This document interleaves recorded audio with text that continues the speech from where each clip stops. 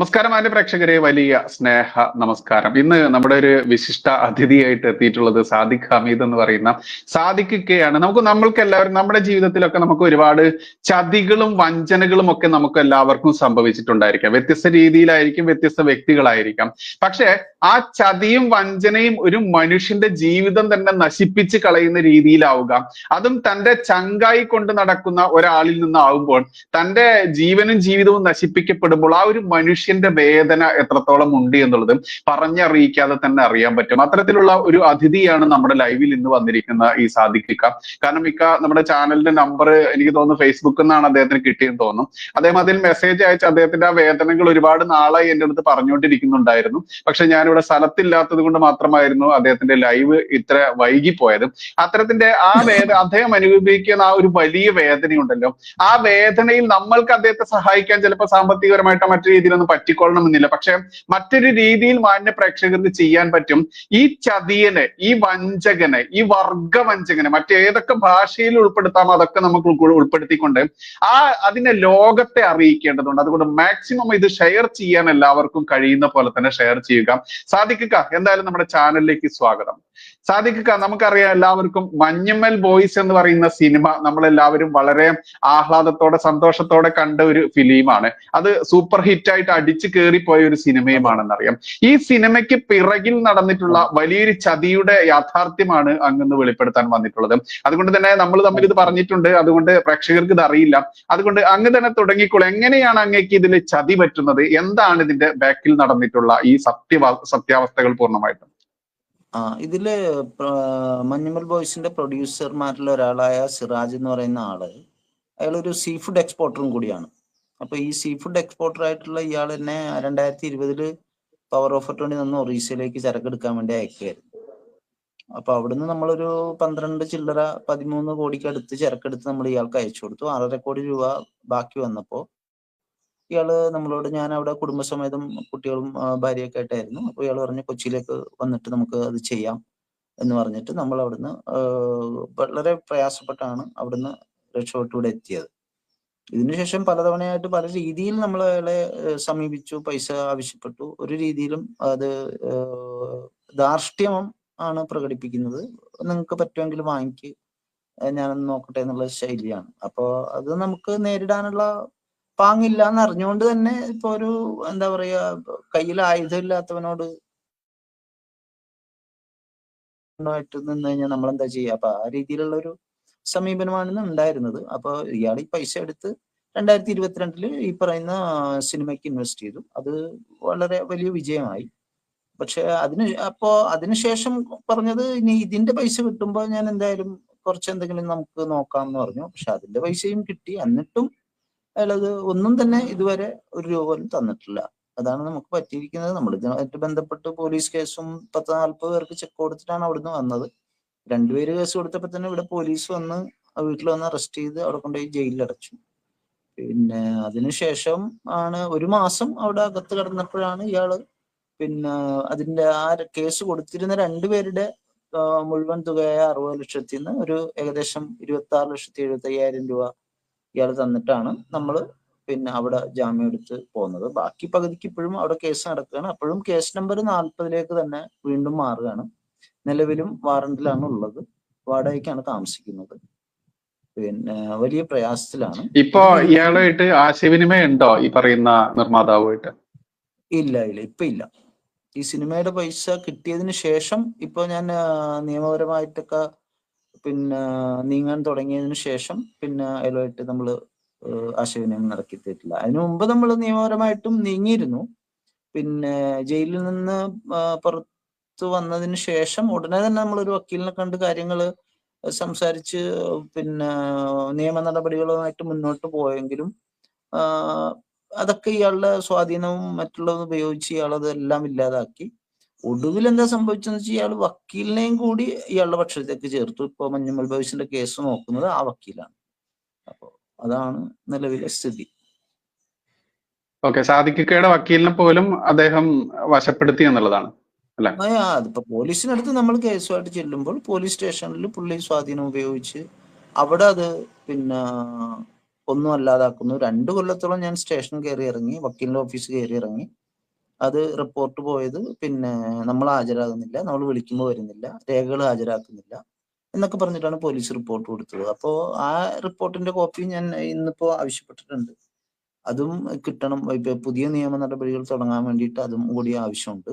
അപ്പൊ അവിടെ ആണെങ്കിൽ അത് അങ്ങനെ ചെയ്യുന്നു. രാഷ്ട്രീയക്കാരുമായിട്ട് നമ്മൾ ബന്ധപ്പെട്ട് എന്തെങ്കിലും ഒരു സെറ്റിൽമെന്റ് ശ്രമിക്കുമ്പോൾ ഇയാൾ പറയുന്നു ഇല്ല, ഞാൻ ഒന്നും കൊടുക്കാനില്ല, ഞാനത് അയാൾ നിയമ നടപടികളായിട്ട് പോകുന്നുണ്ട്, അയാൾ അത് നോക്കിക്കോട്ടെ, പിന്നെ നിങ്ങൾ അതിനെ ഇടപെടേണ്ട കാര്യമില്ല. ഇനി മതപരമായ ആളുകളുമായിട്ട് ബന്ധപ്പെട്ട് എന്തെങ്കിലും ചെയ്യാൻ നോക്കിയാൽ ഇയാൾ അവിടെയും അതിന് തടയിടുന്നു. പിന്നെ നിയമപരമായി നമ്മൾ മുമ്പോട്ട് പോകാം എന്ന് കരുതുമ്പോൾ ഇയാൾ വക്കീലിനെയും കൂടി അങ്ങോട്ട്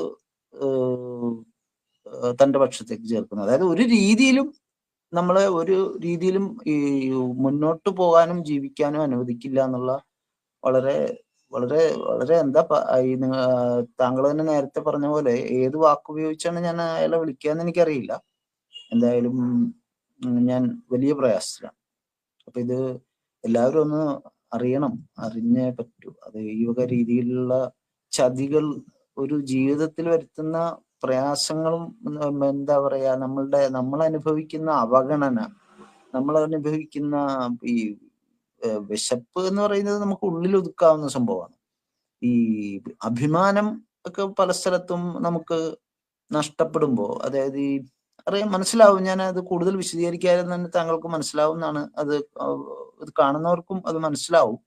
നമ്മൾ പൈസ ഇല്ലാതെ വന്നു കഴിഞ്ഞിട്ടുണ്ടെങ്കിൽ ഒരു രീതിയിലും, അതായത് ഇപ്പൊ ഒരു വക്കീലിനെ നമ്മൾ പുതുതായിട്ട് സമീപിച്ച് സംസാരിക്കുമ്പോൾ പോലും പൈസ ഇല്ലെങ്കിൽ പിന്നെ എങ്ങനെയാണ് നമ്മൾ എന്താണ് ചെയ്യുക, അതായത് എങ്ങനെയാണ് എന്താണ് അതിനൊക്കെ പറയുക, അതൊക്കെ വിവരിക്കാൻ അതീതമാണ്. അതായത് അത് പറഞ്ഞറിയിക്കാനാവാത്ത വിഷമമാണ് ഈ പല സാഹചര്യങ്ങളിലും. കുടുംബത്തിൽ ഇപ്പൊ ഒരു ആവശ്യം നടന്നാല്, അല്ലെങ്കിൽ ഇപ്പോ ഒരു രോഗാവസ്ഥയില്, അല്ലെങ്കിൽ ഇപ്പൊ മക്കളുടെ ഒക്കെ ഈ വിദ്യാഭ്യാസ പ്രശ്നത്തില്,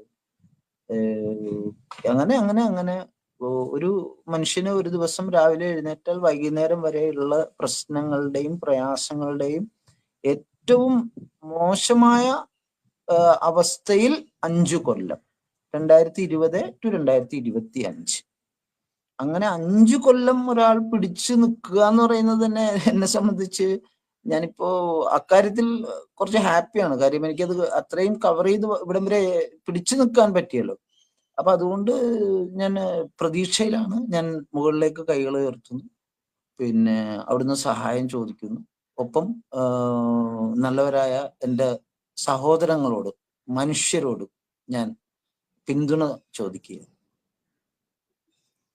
സാദിഖ്, ഇതില് ഇപ്പോ അങ്ങയുടെ ഇപ്പോഴത്തെ ഒരു ജീവിത രീതി എന്താണ്? ഇപ്പോഴത്തെ ഒരു വരുമാന മാർഗം? കാരണം ഇത്തരത്തിലുള്ള വലിയൊരു ചതി പറ്റി വർഷം ജയിലിൽ കിടന്നു. അതിനുശേഷം ഇപ്പോഴും കേസ് നടത്താൻ പോലും പണമില്ലാത്ത അവസ്ഥ. കേസ് നടത്താൻ വക്കീലിന്റെ അടുത്ത് പോയാൽ ഈ വക്കീലിനെ പോലും അയാൾ കാശ് കൊടുത്ത് അയാളുടെ പക്ഷം പീഡിപ്പിക്കുന്ന അവസ്ഥ. ഇങ്ങനെ ചതിയന്മാരുടെ ഒരു ലോകമാണ് നമുക്ക് ചുറ്റും എന്നുള്ളത് നമ്മൾക്കറിയാം. അത്തരത്തിൽ ഇപ്പോഴെങ്ങനെയാണ് അങ്ങയുടെ ഒരു ജീവിത രീതി? കുടുംബം, എല്ലാവരും എങ്ങനെയാണ് ആ ഒരു കഷ്ടപ്പാടിന്റെ ഇടയിലൂടെ എങ്ങനെയാണ് ഇപ്പോഴത്തെ ജീവിത രീതി? പറഞ്ഞാൽ വിശ്വസിക്കാനാവാത്ത അത്ര ബുദ്ധിമുട്ടിലാണ്, പ്രയാസത്തിലാണ്. ഇപ്പൊ അതായത് ഗവൺമെന്റ് ഹോസ്പിറ്റലില് നമ്മള് പോയാല് അവിടെ ഒരു നാണയം കൊടുത്താലാണ് അവിടെ ഒരു മാസത്തേക്ക് ഫീസ് അവർ അറ്റൻഡ് ചെയ്യുക, ഡോക്ടർ. അപ്പോ ചിലപ്പോ ആ നാണയം പോലും നമുക്ക് ഇല്ലാത്തൊരു അവസ്ഥയിലാണെന്ന് പറഞ്ഞാൽ അതിൽ എല്ലാം മനസ്സിലാവും എന്നാണ് എനിക്ക് തോന്നുന്നത്. മക്കൾ ട്യൂഷൻ എടുക്കുന്നുണ്ട്, അപ്പോ അതുകൊണ്ടൊക്കെയാണ് ഇങ്ങനെ കഴിഞ്ഞു പോകുന്നത്.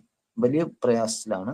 അപ്പോ പിന്നെ ഞാൻ കൂടുതൽ പറഞ്ഞ് എനിക്ക് തന്നെ ലജ്ജ തോന്നുന്നു, അതുകൊണ്ടാണ്. ഇനിയിപ്പോ കൃത്യമായിട്ട് ഇനിയിപ്പോ എത്ര രൂപയാണ് വേണ്ടത്? എത്ര കോടികളാണ് ഇനി ഇയാൾ തരാനുള്ളത്? എത്രയാണ് അടയ്ക്കേണ്ടത് അവിടെ? അയാള് 6.5 കോടിയായിരുന്നു തരാനുണ്ടായിരുന്നത്. അതില് അയാള് എഗ്രിമെന്റിലേക്ക് കൊണ്ടുവന്നപ്പോൾ പിന്നെ 5 കോടി ചില്ലറയിലേക്ക്, ആ എമൗണ്ട് ആണ് അയാള് ഈ സിനിമയ്ക്ക് ഇൻവെസ്റ്റ് ചെയ്തിരിക്കുന്നത്. 5 കോടി ചില്ലറയാണ് അയാള് സിനിമയ്ക്ക് ഇൻവെസ്റ്റ് ചെയ്തിരിക്കുന്നത്. അത് അയാൾക്ക് തിരിച്ചു കിട്ടി. പക്ഷെ എന്നിട്ടും അയാൾ നമ്മളുടെ പൈസ 1 രൂപ പോലും തന്നിട്ടില്ല. അതായത് അങ്ങയുടെ ചെക്ക് കൊടുത്തിട്ട് എടുത്ത അതായത് ബാധ്യതകൾ പൂർണ്ണമായിട്ട് അങ്ങയുടെ തലയിലേക്ക് വന്നു. പക്ഷെ ഇത് അറിയുന്ന കുറെ നാട്ടുകാരൊക്കെ ഇല്ലേ സാദിഖ്? അങ്ങയുടെ ഈ വിശേഷമെല്ലാം അറിയുന്ന നാട്ടുകാരും സുഹൃത്തുക്കളൊക്കെ നിങ്ങളായിട്ട് മീഡിയേറ്റർമാരായിട്ട് അങ്ങനെ പ്രവർത്തിച്ചിരുന്നു? അങ്ങനെ ആളുകൾ ഉണ്ടായിരുന്നു? എങ്ങനെയാണ് അതിന്റെ ഒരു യാഥാർത്ഥ്യം? ഞാൻ നേരത്തെ താങ്കളോട് ഞാൻ ഈ ചർച്ചയിൽ തന്നെ പറഞ്ഞതുപോലെ എല്ലാ രീതിയിലും, അതായത് ഇപ്പൊ മതപരമായിട്ടാണെങ്കിൽ അങ്ങനെ, രാഷ്ട്രീയപരമായിട്ടാണെങ്കിൽ അങ്ങനെ, നിയമപരമായിട്ടാണെങ്കിൽ അങ്ങനെ എല്ലാ രീതിയിലും, ഇനി സുഹൃത്തുക്കൾ വഴി ബന്ധപ്പെട്ടിട്ടാണെങ്കിൽ ഇപ്പോ സുഹൃത്തുക്കൾ പോലും പിന്നെ നമ്മളോട് സംസാരിക്കാത്ത രീതിയിൽ ആക്കി തരും. പിന്നെ നമ്മൾ അവർ കണ്ടാൽ മിണ്ടില്ല. ഇപ്പൊ നമ്മൾ ഈ കാര്യം പറഞ്ഞു കഴിഞ്ഞാൽ ഇപ്പൊ എനിക്ക് ആ വക്കീലിന്റെ അടുത്തേക്ക് ചെല്ലാൻ പറ്റില്ല. ഇത് പറയുന്ന സുഹൃത്തുക്കളുടെ അടുത്തേക്ക് എനിക്ക് ചെല്ലാൻ പറ്റില്ല. ഇത് പറയുന്ന പോലീസ് സ്റ്റേഷനിലേക്ക് എനിക്ക് പിന്നെ ചെല്ലാൻ പറ്റില്ല. അതായത് ഞാൻ ഓരോ അനുഭവവും ഞാൻ വേണമെങ്കിൽ വിശദീകരിക്കാം. പോലീസ് സ്റ്റേഷനിൽ ചെന്നപ്പോൾ വളരെ മനസ്സിനെ കൊണ്ട ഒരു അനുഭവമാണ് അവിടുത്തെ SHO എന്നോട് പറഞ്ഞത്. താൻ ഒരു പണിയുടെ താനെ DYSPനെ കൊണ്ട് അന്വേഷിപ്പിക്കും. തനിക്ക് GST ഉണ്ടോ? ഞാൻ പറഞ്ഞു GST ഉള്ള ഇതിലാണല്ലോ നമ്മൾ ഇതെല്ലാം കയറ്റി വിട്ടിരിക്കുന്നത്. ഇത്രയും കോടി രൂപയുടെ സാധനങ്ങൾ നമ്മൾ GST ഇല്ലാതെ എങ്ങനെയാണ് സാറേ കയറ്റി വിടുക? ഇല്ല, ഞാൻ നോക്കിയിട്ടല്ലേ GST ഒന്നും കണ്ടില്ല. അപ്പൊ അതുകൊണ്ട് താൻ GST ഒക്കെ എടുത്തിട്ട് വേണം ചെയ്യാൻ. ഞാൻ പറഞ്ഞു സാറേ അത് GST ഉണ്ട്, ഇനിയിപ്പോ IGST കാണിച്ചാലും സാർ ഈ സാറിന്റെ ഈ മനോഭാവം മാറുമെന്ന് എനിക്ക് തോന്നുന്നില്ല. അല്ല, ഞാനതൊക്കെ എന്റെ കാര്യങ്ങൾ ഞാൻ നോക്കിക്കോളാം. താൻ ഒരു പണി, താൻ എന്റെ തലയിലിരിക്കുന്ന ആളെ കൊണ്ട് അന്വേഷിപ്പിക്കും കേട്ടോ. താനിപ്പോ ഹൈക്കോടതി പോകുന്നുണ്ടല്ലോ. അപ്പൊ ഹൈക്കോടതി പോകുമ്പോ താൻ അവിടെ എനിക്ക് ഇവരുടെ അന്വേഷണം ശരിയായില്ല എന്ന് പറഞ്ഞിട്ടാണല്ലോ നിങ്ങളിപ്പോ പോകുന്നത്. അപ്പൊ ഞാൻ ഒറിജിനൽ രേഖ ഹാജരാക്കുന്നില്ല എന്ന് ഇവര് കീഴ്ക്കോടതിയിൽ റിപ്പോർട്ട് കൊടുത്തിട്ട് ഒറിജിനൽ രേഖയും കൊണ്ട് വീണ്ടും ചെന്നിരിക്കുകയാണ്. ഒരു ദിവസം മുഴുവൻ അവിടെ കാത്തിരുന്നത് അവിടുത്തെ CCTV എടുത്തു കഴിഞ്ഞാൽ നമുക്ക് കാണാൻ പറ്റും. ഒരു ദിവസം മുഴുവൻ ഈ ഒറിജിനൽ രേഖ കാണിക്കാൻ വേണ്ടി ഞാൻ ആ സ്റ്റേഷന്റെ വരാന്തയിൽ കുത്തിയിരുന്നത്. അവിടെ CCTV ഉള്ളതാണ് ആ സ്റ്റേഷനിൽ, പള്ളുരുത്തി പോലീസ് സ്റ്റേഷനാണ്. അവിടെ നമ്മൾ കുത്തിയിരുന്നു.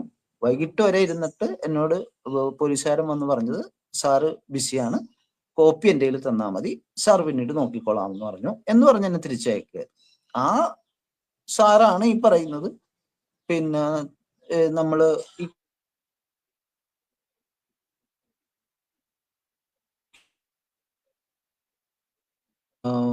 പോലീസ് റിപ്പോർട്ട് കൊടുത്തതിന് ശേഷം നമ്മൾ ഇങ്ങനെ ഒരു ഇതുമായിട്ട് ഹൈക്കോടതിയിൽ പോയി. അന്വേഷണം ശരിയായില്ല, അതുകൊണ്ട് കൂടുതൽ അന്വേഷണം വേണം. അപ്പോഴാണ് പുള്ളിയുടെ ഈ ധാർഷ്ട്യത്തോടെയുള്ള പോലീസുകാരന്റെ SHOയുടെ മറുപടി, നിങ്ങൾ പറ്റുമെങ്കിൽ വലിയ ആളെ കൊണ്ട് അന്വേഷിപ്പിക്കുക. അതായത് നമ്മളുടെ നിസ്സഹായാവസ്ഥയുടെ മുഖത്തടിക്കുകയാണ്. അതായത് അവർക്ക് വ്യക്തമായിട്ട് മനസ്സിലാകും ഇത് സത്യമാണ്. ഇത് ഈ രേഖകൾ പരിശോധിച്ചാൽ മതി, വേറൊന്നും വേണ്ട. രേഖകൾ പരിശോധിച്ചു കഴിഞ്ഞിട്ടുണ്ടെങ്കിൽ അവർക്ക് വളരെ കൃത്യമായി മനസ്സിലാവും ഇത് ചതിയാണ് നടന്നിരിക്കുന്നത്. ബാങ്ക് സ്റ്റേറ്റ്മെന്റും കാര്യങ്ങളും എക്സ്പോർട്ട് ചെയ്തതിന്റെ ഡീറ്റെയിൽസും എല്ലാം അവൈലബിൾ ആണ്. എല്ലാം ഓൺലൈനിലും അവൈലബിൾ ആണ്. GST സൈറ്റിൽ കയറുക. വേണം എന്ന് വെച്ചാൽ ഇപ്പൊ എൻ്റെ ഒരു സഹോദരൻ ഒരു ദിവസം ഒരു 2 വീലറിൽ 4 വീലർ വന്ന് ഇടിച്ചിട്ട് നിർത്താതെ പോയി. ഇവിടെ അടുത്തുള്ള ഒരു പോലീസ് സ്റ്റേഷനിൽ അവൻ നിന്നിട്ട് എന്നെ വിളിച്ചു. ഞാൻ അവിടെ ചെന്നപ്പോ അവിടുത്തെ പോലീസുകാരൻ കൃത്യമായിട്ട് വിതിൻ മിനിറ്റ്സ് ഒരു നമ്പർ കണ്ടുപിടിച്ചു. ഏത് വണ്ടിയാണെന്ന് ചോദിക്കുക മാത്രമേ ഇത്. നമ്പർ ഇവന് കൊണ്ടുവന്നത് തെറ്റായിരുന്നു. അവിടെ ഒന്ന് ആരോ എഴുതി കൊടുത്താണ് ഇന്ന വണ്ടിയാണ് ഇടിച്ചിട്ട് പോയെന്നുണ്ട്. പക്ഷെ ആ പോലീസുകാരൻ അത് അയാളുടെ ആത്മാർത്ഥയാണ്. ഞാൻ പറഞ്ഞു സാറിനും ഇത് കണ്ടുപിടിക്കാൻ സമയം എടുക്കുമെങ്കിൽ ഞാൻ അനിയനായിട്ട് ഹോസ്പിറ്റലിൽ പോയിക്കോളാം. ഇല്ല, അല്ല ഞങ്ങളുടെ ജോലിയാണ്. അപ്പൊ ഞാൻ പറയുന്നത് സേനയില് എല്ലാ രീതിയിലുള്ള ആളുകളുണ്ട്, നല്ലതുണ്ട്, ഒപ്പം ചീത്തയും ഉണ്ട്. അപ്പോ ഈ നല്ലതും ചീത്തയും എന്നുള്ളത് നിൽക്കട്ടെ, നമ്മള് ഈ രാജ്യം ഇവരെയൊക്കെ വെച്ചിരിക്കുന്നത് എന്തിനാണ്? സത്യത്തിന്റെ കൂടെ നിൽക്കാനാണ്, അല്ലെങ്കിൽ നീതിയുടെ കൂടെ നിൽക്കാനാണ്. ഇവര് നല്ലതോ ചീത്തയോ അത് നമുക്കറിയേണ്ട കാര്യമില്ല. ഇവര് എന്തിന്റെ കൂടെ? ഇപ്പൊ താങ്കൾ ഇത് ചെയ്യുന്നത് എന്ത് ബേസിലാണ്? ഒരു മനുഷ്യൻ പ്രയാസം അനുഭവിക്കുന്നു, അല്ലാതെ താങ്കൾക്ക് ഞാൻ എന്തെങ്കിലും പ്രതിഫലം വാഗ്ദാനം ചെയ്യുകയോ അല്ലെങ്കിൽ താങ്കൾ എന്തെങ്കിലും എൻ്റെ നിന്ന് പ്രതീക്ഷിക്കുകയോ ഒന്നും ചെയ്തിട്ടല്ല. ഇത് ഒരു മനുഷ്യ സഹായം. ഒരു സഹോദരൻ അനുഭവിക്കുന്ന ദുഃഖം കാണുമ്പോൾ മറ്റൊരാൾ നമ്മൾ സഹായിക്കുന്നു. പക്ഷെ സഹായിക്കാൻ വേണ്ടി നമ്മൾ നികുതി പണത്തിൽ നിന്ന് പൈസ കൊടുത്തിരുത്തിയിരിക്കുന്ന ആളുകൾ ഇപ്പൊ ഞാൻ നേരത്തെ പറഞ്ഞ പോലത്തെ പിന്നെ ഓഫീസർമാർ, ഇവരൊക്കെ ഇത് നമ്മളോട് സാധാരണക്കാരോട് ചെയ്യുന്നത് വലിയ അനീതിയാണ്. അങ്ങനെയൊന്നും ചെയ്യരുത്. കാര്യം അത് ഇവിടുത്തെ സാധാരണക്കാർ പിന്നെ എന്ത് ചെയ്യും? അല്ലെങ്കിൽ ഇവിടുത്തെ സാധാരണക്കാരന്റെ പെർസെൻറ്റേജ് എത്രയാണ്? എല്ലാവരും ബിസിനസ്സുകാരും കോടികളും പിന്നെ കോടീശ്വരന്മാരും ആയിരിക്കണം എന്ന് നമുക്ക് നിർബന്ധം പിടിക്കാൻ പറ്റും. അങ്ങനെ വല്ല ഭരണഘടനയിൽ അങ്ങനെ വല്ലതും പറഞ്ഞിട്ടുണ്ട്, ഇത്ര രൂപയുള്ളവർക്ക് മാത്രം അർഹതപ്പെട്ടതാണ് നിയമം, ഇത്ര വരുമാനത്തിന് മേളിൽ മാത്രമേ അല്ലെങ്കിൽ സഹായം ലഭിക്കുള്ളൂ? അങ്ങനൊന്നുമില്ലല്ലോ. എല്ലാവർക്കും ഇവിടെ എല്ലാ അവകാശങ്ങളും രാജ്യം നൽകുന്നുണ്ട്. അഭിപ്രായ സ്വാതന്ത്ര്യം നൽകുന്നുണ്ട്, നീതി കിട്ടാനുള്ള സ്വാതന്ത്ര്യം നൽകുന്നുണ്ട്. പക്ഷെ ഞാൻ നീതി നിഷേധിക്കപ്പെട്ടവനാണ്. ഈ നാളെ വരെയും എനിക്ക് നീതി കിട്ടിയിട്ടില്ല. ഞാൻ കോടതികൾ കയറി ഇറങ്ങുന്നു, പോലീസ് സ്റ്റേഷൻ കയറി ഇറങ്ങുന്നു, വക്കീൽ ഓഫീസ് കയറി ഇറങ്ങുന്നു, ഇതിനൊക്കെ പണം കടം വാങ്ങിക്കുന്നു. താങ്കൾ നേരത്തെ ചോദിച്ച പോലെ സുഹൃത്തുക്കള്, മറ്റുള്ളവര് എത്രയെന്ന് വെച്ചാ എത്ര പ്രാവശ്യം എന്ന് വെച്ചാണ് ഒരാളോട്. ഇപ്പൊ ഇന്നും ഞാനൊരു ഫേസ്ബുക്ക് പോസ്റ്റ് കണ്ടു, കടം ചോദിക്കരുത്, കടം കൊടുക്കരുത്. എനിക്ക് അതൊക്കെ കാണുമ്പോൾ ചിരിയാ വരുന്നത്. പിന്നെ അപ്പൊ പറഞ്ഞു വന്നത്, പിന്നെ എല്ലാ രീതിയിലും അതിനെ അടച്ചു കളയുക. ഇത് ഈ രീതി ഇപ്പൊ ഏതെങ്കിലും രീതിയിൽ നാളെ എനിക്കും നേരെയും ഈ ശബ്ദം ഇനി ഉയരാതിരിക്കാൻ ഒരു എന്താ പറയാ, ഒരു നടപടി പുള്ളിയുടെ ഭാഗത്ത് നിന്ന് ഉണ്ടായാൽ അതിലും എനിക്ക് അതിശയിക്കാനൊന്നുമില്ല, ഞാനത് പ്രതീക്ഷിക്കുന്നുമുണ്ട്. പിന്നെ അവിടം വരെ പറ്റൂ അവർക്ക്. അതുവരെ ഞാൻ എന്നെ കൊണ്ടാവുന്ന പോലെയൊക്കെ ഞാൻ ഇതിനെതിരെ ഉള്ള മോരമായിട്ടുള്ള പോരാട്ടം നടത്തിക്കൊണ്ടിരിക്കും. അതിന് ഏതൊക്കെ മാർഗങ്ങൾ നമുക്ക് പറ്റുന്നത്, ഇപ്പൊ നമുക്ക് പറ്റുന്നത് ഇതാണ്. അപ്പൊ നമ്മൾ ഇത് ചെയ്തു. അത് എന്തായാലും നമ്മൾ അതിൽ നിന്ന് പുറകോട്ടില്ല.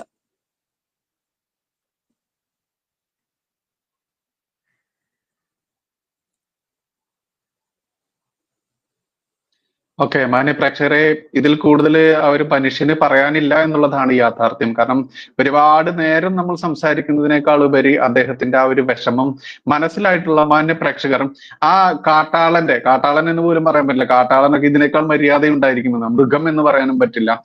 എന്താണ് ഇതിന് ഉപയോഗിക്കുന്ന ഭാഷ എന്നറിയില്ല. കാരണം ചങ്ക് പോലെ സഹായിച്ച് അതലിൽ കൊണ്ട് നടന്ന കൂടെയുള്ള ഒരു സഹോദരൻ, ആ സഹോദരൻ കോടിക്കണക്കിന് രൂപയുടെ ചരക്ക് ഇദ്ദേഹത്തിന്റെ കെയർ ഓഫിൽ എടുക്കുന്നു. എന്നിട്ട് ആ ഫണ്ട് ഉപയോഗിച്ച് അദ്ദേഹം സിനിമയിൽ നിക്ഷേപിക്കുന്നു. ആ സിനിമയിൽ നിക്ഷേപിച്ചതിൽ നിന്ന് ലാഭം കിട്ടുന്നു.